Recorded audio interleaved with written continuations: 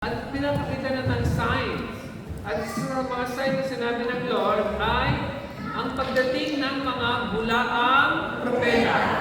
Sabihin nyo ang false prophets. False prophet. Sabihin nyo ang false messiahs. False messiah. Gusto paano ma-recognize kung ang isang propeta o isang nagtuturo ay galing sa Diyos o galing lang sa sarili niya? Ito ang unang sign. Ang unang sign, kung si Jesus ang tinataas, galing sa Diyos. Amen ba? Amen. Tandaan nyo, dapat si Jesus ang tinataas. Hindi yung kanyang sariling church, hindi yung kanyang sarili, hindi yung kanyang ginagawa, kundi si Jesus. Amen. Si Jesus namatay at muling nabuhay. At bakit ko sinasabing si Jesus namatay at muling nabuhay? Dahil ngayon ang tunay na Holy Week. Kahapon ang Holy Friday, ngayon ay Black Saturday, mamayang konti ay Resurrection Sunday. Alam niyo ba yun? Yeah. Alam niyo ba yung Protestant at sa Catholic na una na, di ba? Meron tayong event sa Garden Tomb. Yan, di ako umaten dahil di ako naniniwala bilang tama. Ito yung tamang day. Ito yung tamang Holy Week. Amen. Nung Lunes ay Lunes Santo. Kahapon ay Biyernes Santo. Ngayon ay Sabado de Gloria. Amen. Hallelujah. Pangalan pa rin pastoran ka, no? Sabado de Gloria, di ba? Ang ibig sabihin, ang inaalala natin sa Sabado de Gloria ay si Jesus ay nakalibing at siya'y patay. Pero, Mutsei Shabbat, ano mangyayari? Siya'y muling buhay. Kaya bukas ang resurrection natin. Kaya tungkol ako kanina na kailangan natin ay the greatest day in history. Totoo ako dahil resurrection mamaya ako din. Amen. Inaalala natin yung muli pag, Pastor, bakit mali naman ang date mo? Ito ang tama.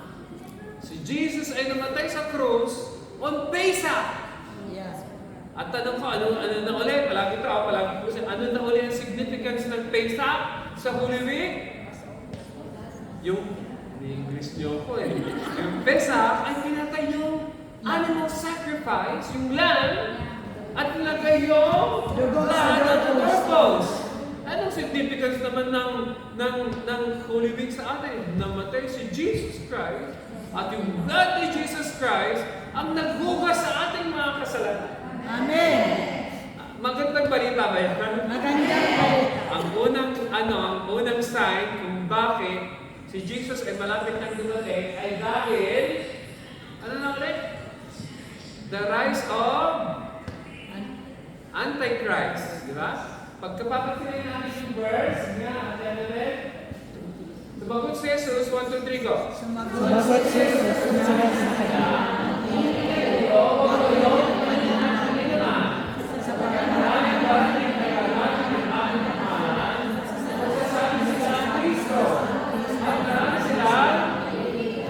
Ang tanong ko, marami ba o isa? Diba? Palagi natin sinasabi, palagi ko sinasabi na meron tinatawag tayong Antichrist. Diba? Antichrist. Merong Antichrist na parang siya yung mag-create ng treaty in between mga Arab nations at saka Israel. Imagine kapatid, ano? Buhay pa kaya tayo doon? Dito biglang may darating na tao, tapos pagsusunduin niya yung Arab at Jewish people. Buhay pa kaya tayo doon? At beto na ako. Sa panahon ngayon, posible bang magkaroon ng peace between Jews and Palestine, mga Palestinian? Wala. Magpapatayan nga sa isa't isa, di ba? Ang Israel nga, ayaw mong pa-stop. Sabi ng Israel, kayong mga nandyan sa Gaza, dahil ayaw nyong i-renounce, ayaw nyong sabihin mali ang mga Hamas, idadami namin kayo, masama kayo. Kayo yung mga Hamas lahat. Diba? Pag inatak ng Israel ng Rafah, ang ibig sabihin nun, sasagasaan lahat. Naintindihan niya ba yun? Pag inatak ng Israel, kasi may mga casualties. Pag nagbam ang Israel sa Rafah, hindi Hindi pwedeng hindi tatamaan mga sibilyan. Nako. At sabi ng Israel, kayo ang nag-create, kayo ang nag-elect sa Hamas. Kaya kasama kami ng mga Hamas.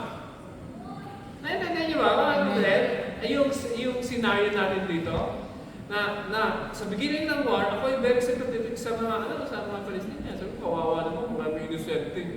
Nung mabasa ko yung mga news na nagpapalakpakan sila pagka may Hamas na nadadalang mga hostages sa Gaza, sabi ko, madumin niyo pala itong mga Palestinian na ito eh. Tapos ako naaawa pa sa kanila dahil nabubumba sa rin. Pala, pag may nakuha hostage kapatid, ang Hamas papuntang Gaza, nagpapalakpakan mga Palestinian. Saan ka na? Buti na lang. At ang Prime Minister ng Israel ay hindi si Duterte. Sabi ni Duterte, ang advice ni Duterte kay Bibi noong umpisa ng war, kung ako yan, I'll make a big cemetery out of Gaza. Yung sabi, kahit panoorin niyo ako, nakalasan niyo siya, may advice siya kay Prime Minister Netanyahu. Kaya lang hindi ganun si Bibi, no? Wag naman natin patayin lahat, di ba? Wag. Si Duterte sabi niya, gawin niyo yun sa mga tao ko, ewan ko kung ano gagawin ko sa inyo. Diba? Kaya kaya Duterte ko kapatid, no? Amen ba, kapatid? Hallelujah. Delikado ko sa mga kasama ko dito sa kalay ba tayo? Reto na kayo. Yun ang sabi ni Duterte. Sa galit niya, ano? Gagawin niyo yun sa amin? At yun, ngayon, ang nangyayari ngayon, meron tayong mga tinatawag na rallies at protests sa mga universities sa USA. Nako, anti-Semitic. Mga walang alam sa nangyayari sa Israel, sabi nila, ay ano, From the river to the sea. From the river to the sea. From the revolution. Ano yun, sama? From the river to the sea. From the river to the sea, papatayin mo kami? Pag sinabi kami na from the river to the sea, hindi lang Hudyo ang papatayin. Pati ikaw din. Nako. Kasi nandito tayo eh. Hindi yung sinasabing Hudyo lang, pati mga Israeli Arabs. Anong tingin ng mga Palestinian sa mga Israeli Arabs? Mga traidor. Dati, ang sabi ng Palestinian, dapat tayo green ID. Bakit kumuha kayo ng blue ID? Sa loob-loob ko, kami kayong Pilipinong alukang mo ng blue ID lahat, tataas ng kamay. Amen! Kami ni Brother Charlie, kahit malaki siya namin, maka-army din kami. Hindi ba? Di ba? Talaga, bibigyan niyo kami ng blue ID? Hindi, kagaya ko sa IDF, si Ronald, dalawang kamay. Pupunta tayo. Ang ibig sabihin kapatid ng from the river to the sea, ay papatayin lahat ng nakatira dito sa Israel at ibibigay sa kanila. Pwede ba yun? No. Sino ba? Ano ba ito? Ano bang? As in Medinat Israel o Medinat Palestina? Israel! Medinat, hindi, walang Medinat. And dapat kayo Medinat Palestina. On. And. Eret. Leulam lo. Walang state of Palestine. Anong meron? Medinat Israel. Kaya yung visa natin, di ba? May kita yung may visa nyo, Minora. may minura. May minura, di ba? Bakit minura? Sign ng Israel. Amen. Tapos ang dami mga tao na laban sa Israel, Hindi alam. hindi nila alam kung anong nangyayari dito. Sa loob-loob ko, meron isang babae na maka-Palestinian, nanonood kasi ako ng, high blood ko na yung Pierce Morgan, yung uncensored. Pag nanonood ako dahil si Pierce ay ayaw niya ng Hamas, tawa-tawa ako sa kanya. May babae na maka-Hamas? Sabi ko, sige minsan makatakas ang Hamas dyan sa USA at gawin ng Hamas sa mga anak niya. Tignan natin ko, maka-Hamas ka pa rin. Akala niyo mga kapatid, hindi gagawin ng Hamas yung ginawa ng Hamas sa Israel. Nako. Kasi bakit ka nakakasigurado na gagawin ng Hamas yun? Kapatid, nung nag-cross sila ng Gaza, di ba, binrake nila yung ano pangalan? Electric. Diba, yung electric gate, yung border, yung fence. Di kaya sila namiling. Ujo ka ba? Ujo? Ano ka dito? Sabi ng Thailandin! Alay kayo! Akala ng mga Thailanders, nasigaw silang Thailandin, hindi sila i-hostage. Kasama kayo dito. Pwede kayong magpalit ng mga prisoner namin. Namimili ba sila? Wala. Palagay niyo si Sabda, ibang dito, Sabda, kawawa naman. Hindi na dadalhin sa loob. Pinatay. Dinala. May mga tama. Yung baby, walang pala panlaban. Dinala. Sabi sa mga kapatid, hindi alam na ng tao kung sinong kinakampihan niya. Sabi ko nga, galit na galit yung mga yung mga university students sa Amerika, sa Israel, dahil daw sa pagbabang sa Gaza. Sabi ko kaya, kung si Duterte kaya ang Prime Minister ng Israel, ano kayang mangyayari sa kanila, no? Kagulo siguro sa buong USA, no? Tatapusin ka agad ni Duterte ang laban. Pastor, bakit mo pinapromote si Duterte? Hindi ko pinapromote si Duterte. Kung isang mga kapatid, di ba meron tayong tinatawag na sa war, pag tinira ka ng kalaban mo, kaya mong tirahan ka nang walang hanggan. Anong gagawin mo? Siyempre, lumaban din. Dapat, pagtatanggol mo yung citizen mo. Ang tawag natin dyan, the right to self-defense. Hindi ba yung sinasaktan ka ng ibang bansa ay sasabihin mo siguro, kunin yung nabong kami lahat. Napit. Hindi o, tayo mga kapatid, wala tayong kalaban-laban sa mga Spain, wala tayong kalaban-laban sa Japan, pero lumaban pa ang Pilipinas?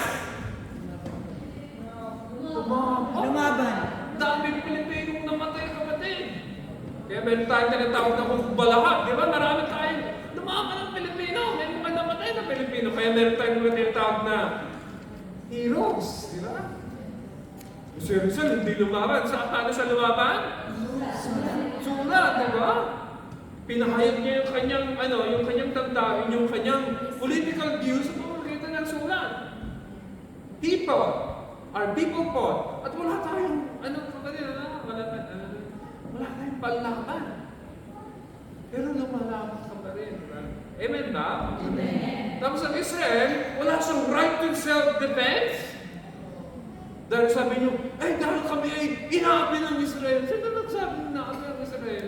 Sino pa unang nag-gera na magkaroon ng state of Israel na maliit? Di ba mga Arab nation? Di ba sila kapatid, nagkampi-kampi? Egypt, Jordan, Syria, Lebanon, Iran.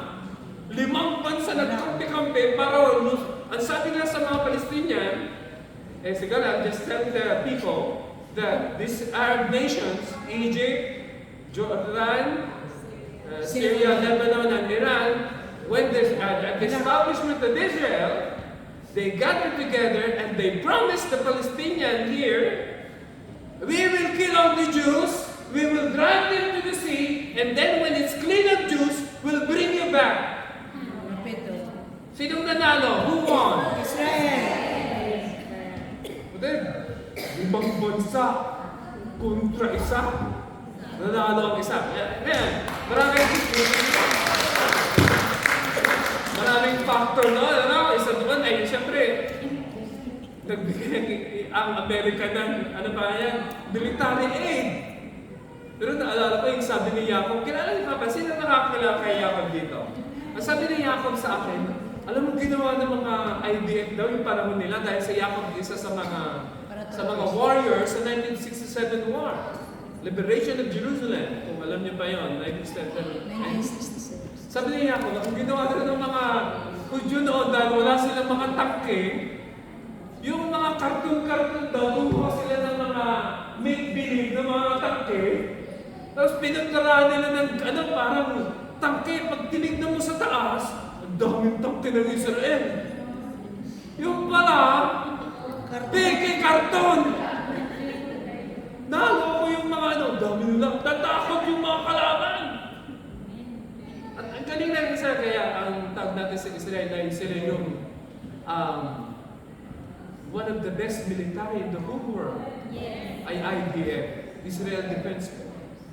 Na hindi lang siya pwersa, kundi utak. Di ba, utak? Meron akong napakinggang joke doon sa kasama ko sa work doon, si Yapa.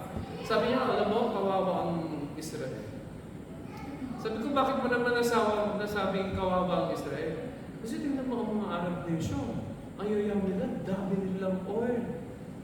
Dami daw ng oil ng Saudi Arabia, ng Iran, ng UAE. Dami daw ng oil ng buong Arab nations. Kawawa naman ang Israel, sabi niya pa sa akin. Sabi ko, bakit? Ang binigay ng Diyos sa Israel ay utak. Amen. Hallelujah. Maganda po ta. Anong gagawin mo sa akin kung wala kang utak? Nakon. Amen ba? Amen. Maganda po ta. Dati mga kapatid, dami natin mga utak, kaya maraming magnanakaw. Nakon, ang Pilipino. Maraming magagaling kaya sa atin. Saan pumunta ang mga magagaling natin? Amerika. Nasa Europe, nasa Arab nation, nasa USA. Nagpapakayaman. Bakit? Wala lang po. Dito lang tayo. Dahil baka ma-high blood pa. Balik. Balik dyan. Yan. Darating ang maraming Kristo. Ano sabi ko? Sino ang mga Kristo? Sino ang mga bulaang propeta? Sino yung mga hindi totoong Kristo, Antichrist? Hindi tinataas sa Kristo. Yung ang pinapakalataan sa sarili niya, no? Amen. Imbis na sabihin niya si Jesus ang Son of God, sabi niya siya ang Son of God. Balik na. Ang tawag natin dyan ay Mula ang propeta. Antichrist. Anti-Messiah. Doon na tayo sa susunod. At At kayo mga digmaan at tag-usap-usapan ng mga digmaan. Mag-ingat kayo at huwag kayo mabahala sapagkat kailangan mangyari ito. Ngunit hindi pa ito ang wakas.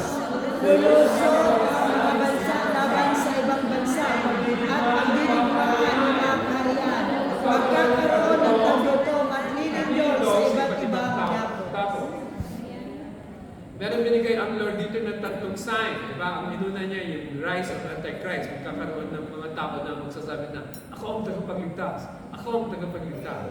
Parang siya ang solution sa mga problema natin. Natay niya, pag may tao na nagsasabi na siya ang solution, kulto yun, ang Antichrist yun.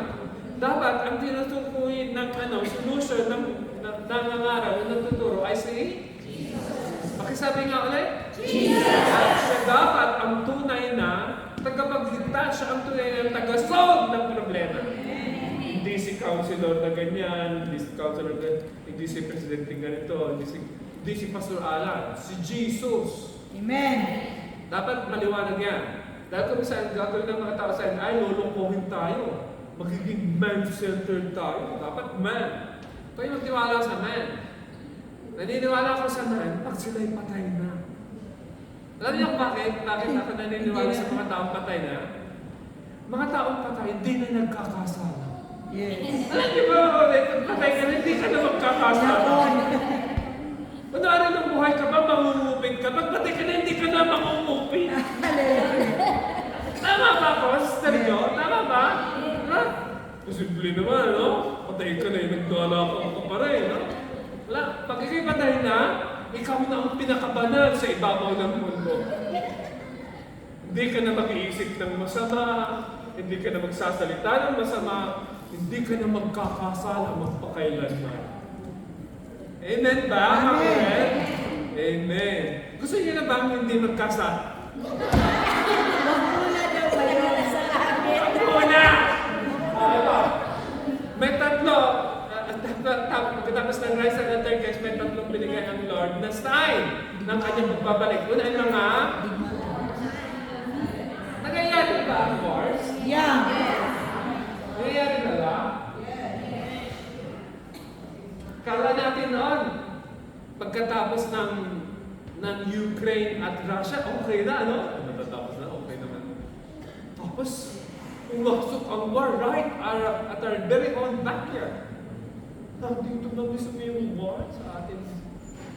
Imagine, first time po nakakita ng mga luces galing Iran, no? Grabe, ano? Kita niya ba yun?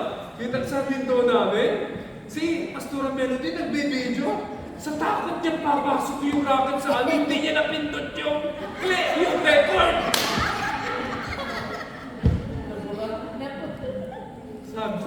Tapos na yung mga siren, ang pinag-uusapan nila, sayang, di natin na-record. Sabi ni Pastor Ferdy nung nakaraang linggo kausap ko siya, sabi niya, nagtataka ako usually, si Melody, updated yan, live pa. Yung kanyang, yung feed ng wawang, na-update niya. Sabi niya, bakit walang si Melody ngayon? Anong nangyari kay Melody?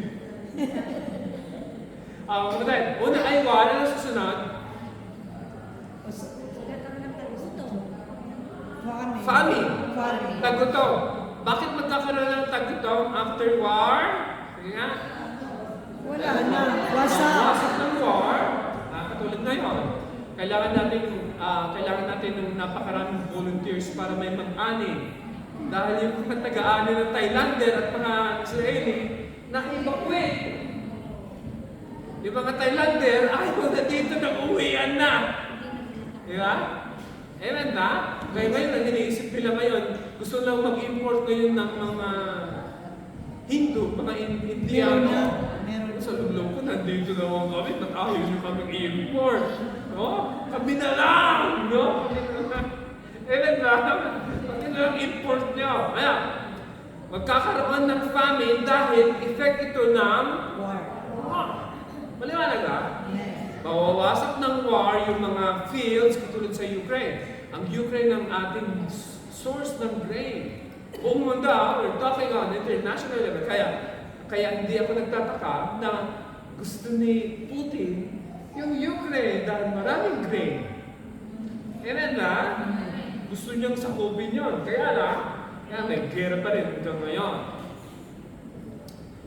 Pagkatapos ng war, magkakaroon ng tagutom dahil uminasak ng war ang mga pananim, ang mga fields. Tapos, eto completely separate itong war at famine sa pangatlo. Ano yung pangatlo? Earthquake. Ito yung earthquake, mga kapatid, at sinabi na ni Jesus na magkakaroon ng earthquake sa isang dako. Iba't-iba. Napansin niyo ba? Ibang-ibang. Doon sa last time, di ba? Yeah, iba't-ibang dako. At sabi natin na prophecy ni Jesus. At napansin ko mga kapatid na kahit prophecy ni Jesus, sinasabi ni Jesus talaga mangyayari, ay kahit na sa science tayo mag-umpisa, ganun talaga yung trend ng ilalim ng lupa. Alam niyo ba yun?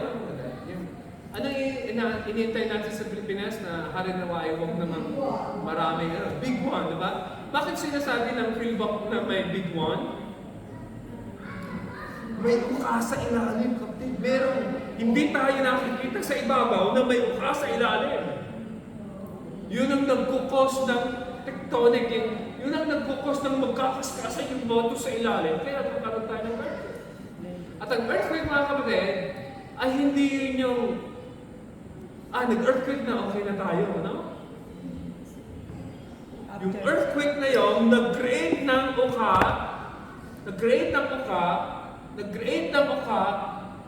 sa iba't ibang lugar. Ako kapatid, kunwari nag-earthquake sa Taiwan, palagay niya, apektado ang Pilipinas? Isang mundo ito, kapatid, kahit saan ka pumunta. May tinatawag tayong, ano pa rin na? Fault line! Sa buong mundo! Hindi namimili yung fault line! So, tinatakot mo naman kami. Nakakatakot talaga. Amen ba, mga kapatid? Nasabi ko sa loob-loob ko, hallelujah. Magandang may bahay sa Pilipinas, ano? Hallelujah din kung wala kang bahay. Imagine pag may bahay ka, tapos Alam mong lilindulin? Di ba kakabahan ka din? May magandang bahay si Pastora Melody sa Mindoro. Pagkalilindol, sabi ko, kamusta ang bahay? Yeah, amen ba, kapatid? O kayo, wala kayong pakialam sa bahay nyo. Ang bahay namin ni Kuya, sabihin ni Kuya ay bahay ko parang hindi wala naman. Ang bahay ko sa Pilipinas, sa Pangasinan, luray-luray na kapatid. Ano na, hindi na pwedeng tirhan. Ang nakatira na yung mga ahas at mga daga at mga... Kasi siya lang ang hindi na-develop. Hindi kasi ako kasi nga, hindi Pastora Melody, wala akong pampagawa, no? Kaya, pero wala akong... Ang nasa isip ko, pag nakikita ko yung picture na wala ng pintura, sabi ko, praise God, hallelujah. Nabuhay kami dyan ng ilang taon. Ngayon, it served His purpose, pa-resign na siya, malapit na siyang mag-resign. Sabi ng Kuya ko, alam, dapat ibaba natin kasi up and down. Sabi, ibaba natin, baka tumumba sa kapitbahay. Hayaan mo tumumba. Okay lang. Maganda ang picture pag tumumba eh. Bibino ko, Kuya ko, hindi ko sabihin, wala akong pagbaba. Ikaw, wala ka, meron ka. Sabi ng Kuya ko siguro si Alan, Dilawan, Kuri.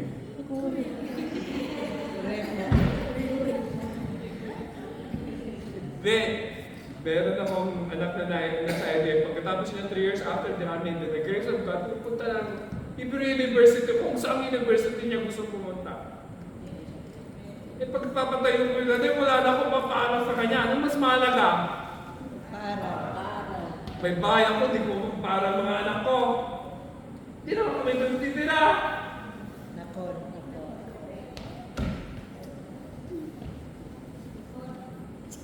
Sana ako. Lindol. Kaya kumusta ko pa rin yung bahay namin na dahil nakapangasawa ko ng may bahay. Di ba bahay ko na rin yun, di ba? Anong tawag natin niya sa English? Conjugal. Hallelujah. Pag ikay wais, hindi ka mag-aasawa ng walang bahay. Tama ka ba rin?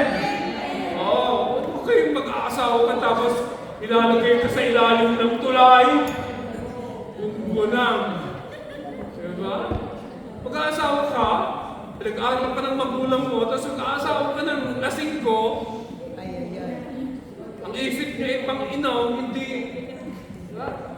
Imagine, nag-aasawa ko sa Sister Mercy, automatic may bahay ako kagad. Saan ka na? Amen. Diba? Sabi ko, hallelujah.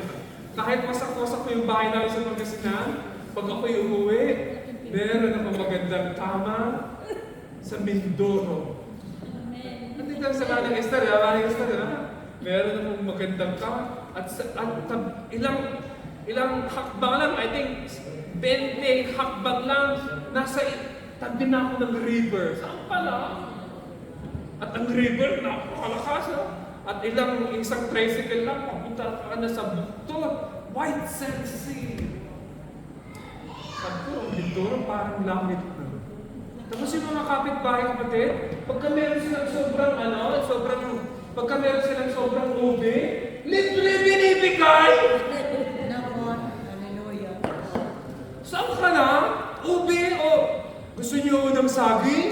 Sabi ko, dito pala yung libre ang binibigay. Sa amin binibili kahit isang milyon tiraso. Yung meron binigyan kami ng yung kay Sarah, isang sakong pumilo. Saan ka na? Di mo maubos yung isang sakong pumilo? Nandito na kayo kapatid. Isang lugar kung saan ang mga mangyan na mamalimos sa Christmas, pagbibigyan ko ng pumilo, sagot nyo sa akin, ano ito? Marami silang ganun. Para sa kanya, ano ito? Ang gusto nila. Parang tinatapon yata nila yun. Parang laruan ng mga bata. Nung binigyan ko ng mga short na gamit na, sabi niya, thank you. Wow, Buzal. Sa amin, hahabulin namin ng pumelo, hindi short na gamit. Dito na tayo. Sa last verse. Amen. Last verse. Subalit Subalit ang lahat ng ito ay simula pa lamang nagbagyo na sa panganganak. Dito ko gustong mag-end dahil ang Lord, palagi niyang inihahanda yung mga disciples. Inahanda niya lahat yung church kung ano mangyayari sa kinabukasan. Palagay na niya ang mga sinabi ng Lord ay maganda o hindi maganda. nakakatakot, pero at least nag-prepare na Bad news, good news. Good news, bad news. Together. Bad news. Bad news. Ang good news ay muli siyang babalik. Pero bago siya babalik, bad news lahat. Nako. Kaya, Pastor, bakit pala ka nagsasabi ng bad news? Dapat may bad news bago magkaroon ng good news. Para magkaganda. Ano ang bad news? Ano ang bad news? Ito ang bad news. Tayo nagkasala, di natin kayang ipagtanggol o isalba o ipagligtas ang ating mga sarili. Ano ang good news? Kaya si Jesus ay namatay sa krus upang ang ating mga kasalanan ay mahugasan sa pamamagitan ng kanyang dugo. Yan ang ibig sabihin ng pesa. kapatid. Hindi yung kita mong 100 shekel per hour. Sana all. Sana all. Hindi yung kapatid. Ang significance ng pesa is Jesus died. Amen. Sa panahon ng pesa, yun ang panahon kung namatay si Jesus Christ. At ito gusto kong i-emphasize. Simula pa lamang ito ng bakit si Jesus ay palagi, bakit hindi niya encourage yung mga alagad na magpakatatag kayo? Huwag kayong ano. Parang si Jesus, wag kayo na una, lulukohin kayo mga tao, huwag kayong paluloko. Tapos ito, sunod-sunod na mangyayari. Una, magkakaroon ng war. Dahil sa war, magkakaroon ng pan. Tapos, unrelated, ay magkakaroon ng bitak-bitak sa ilalim ng lupa, magkakaroon ng earthquake. Katakot o hindi? Ewan ko, hindi ka natakot, hindi kayo siguro normal. Di ba nakakatakot? Nakakatakot. Di ba? Nung nagwang-wang nung Saturday night, tapos nag-service natin, 1:46, alam ko eh. Nagkakagulo sa baba namin, tapos boom! Boom! Sabi ko, parang iba yun ah. Parang iba, pag-gising ko ganyan, mawang na. Palagay niyo, ako ay palagay niyo ako ay nag-worship. Palagay niyo, Hindi. sabi ko, Lord, eto na ba? Hindi ba kayo nagbibilay na gano'n? Eto na ba yung panahon? Pero mga tayo, ang lahat ng ito, wars, famines, at earthquakes. Ano na yung keyword ko? The sign. The beginning. Simula. Only the beginning. Ibalik mo, ate. Ibalik mo. Ibalik mo, ate. The sign. Sign of is coming. Ibalik mo lang ng isa. Yan. Susunod. Years of consummation. Mag-ingat kayo, huwag kayong mabahala, sapagkat kailangan mangyari ito, ngunit, Hindi pa ito ang this is the tip. Pero ito yung pasimula pa lang. Hindi pa siya pa. Naintindihan niyo mga kapatid? Dapat Dapat. Pastor, bakit sinasabi ng Lord yan sa atin? Sinasabi ng Lord sa atin yan, para pag nangyari na, nasabi ng Lord na ito. Hindi ka ma-surprise. Alam ko na ito. Hindi ka na magkakita. Dalawang buwang pinreach ni Pastor Alan ito paulit-ulit! Naintindihan niyo ako din? Hindi yung sasabihin mo, bakit mo grabe? Lord, bakit? Drama-drama mo, sinabi ko naman mangyayari. Nabi na nga ni Jesus mangyayari. Pero pag di ka nakikinig, tingin ka sa akin tapos nakatama ka. Sinabi ba talaga ni Pastor? Oo, di ba? Nandun ka naman katabi kita, hindi makikinig. Andito pero absent ang tayo. Pastor, bakit ako po ulit-ulit sa sinasabi ko? Dahil take time until it registers to us. Kung minsan sasabi lang sa iyo, tapos malilimutan mo na rin afterwards. Pero pag na-tending na sa iyo, you'll know that it's going to happen. At pag nandun ka na, you will be ready. Ready na. Kaya pag may sign ako nakikita, Lord, ito na ba? Diba? Hindi ako nag-pray at lumuluhod. Hallelujah. Hallelujah. Hindi ako nag Lord, Lord, ito na kaya? Dito na kaya tayo mag-i-exit? Hindi po daw. Hindi, sabi ng Lord, pasimula ko palang tutuin. Ibig sabihin, ang Great Tribulation, hindi ka na makakatayo. Ito dito, alam mo ba dito sa Israel ay affected ang buong Israel. Alam niyo ba na marami sa mga, ang sabi ng survey sa Israel community, sa Israel society, tumaas ang paninigarilyo ng Israelis. Anong sign yun? Stress. Anxiety. Parang yun na lang ang parang pampaalis mo ng stress ng sarili. Access nila. Naninigarilyo ba kayo? Yeah. Bakit di kayo naninigarilyo? Eh, nandito din naman kayo. Dahil? Jesus. Amen. Sabihin niyo mga dahil man. Okay, sabi nga malakas para pagdidiin ako. Merong Jesus! And Lord, we thank you for tonight. Thank you for the name and the blood of Jesus. Amen. Thank you, Lord. Alam namin may mga mas grabe pang dadating.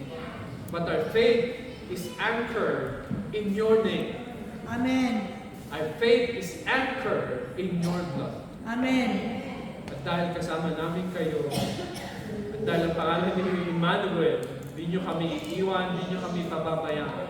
Kahit anong mangyari, 1,000 will fall on our side or 10,000 on our right side. We will trust in the Lord. At yung trust na yung Lord, yung trust na yung Panginoon ay hindi galing sa sarili naming faith, kundi bigay sa atin ng Holy Spirit na nag-prepare sa amin through these messages. We love you, Jesus. We worship you. In Jesus' name, and all God's people will say, Amen.